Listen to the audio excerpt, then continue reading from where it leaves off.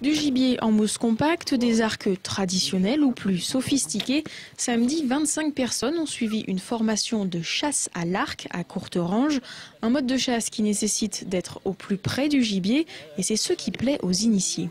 Le charme de la chasse à l'arc, je dirais simplement, je trouve que c'est revenir un peu à l'essentiel. Dans un monde moderne où beaucoup de gens, notamment au fusil, utilisent des points rouges, tout un tas d'artifices pour chasser, je dirais qu'avec les arcs, ça permet de revenir vraiment au contact de la nature. Avec un arc, on peut tirer n'importe quel gibier, du lapin au cerf, à condition d'être assez près, car la distance de tir est de moins de 20 mètres. En comparaison, un fusil permet d'atteindre un animal à 60 ou 100 mètres.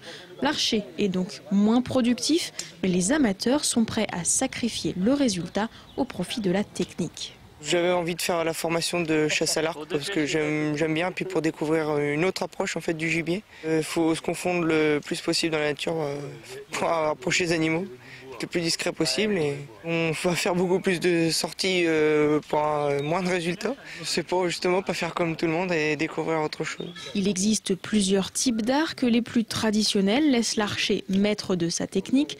Les plus modernes, dits arcs à poulie, sont équipés d'un viseur et divers mécanismes pour faciliter le tir. Des équipements au coût varié. Un équipement moyen de base, il faut compter quand même un minimum de 500 € pour un départ.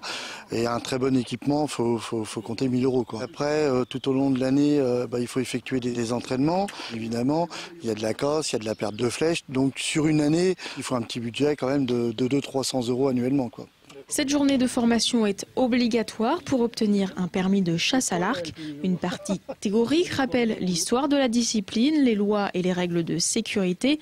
La pratique donne les bases du tir à l'arc pour les plus débutants. Une deuxième formation plus complète est néanmoins nécessaire avant d'aller sur le terrain. Ces stages offrent une autre approche de la chasse, peut-être plus séduisante pour certains. C'est surtout aussi le fait de promouvoir, développer et de faire venir des fois de nouveaux chasseurs sur un nouveau type de chasse, qui ne se reconnaissent pas toujours dans la chasse traditionnelle. L'association Auboise forme gratuitement les chasseurs à l'arc depuis 2 ans. En 2012, 60 à 70 stagiaires devraient assister à ces journées d'apprentissage.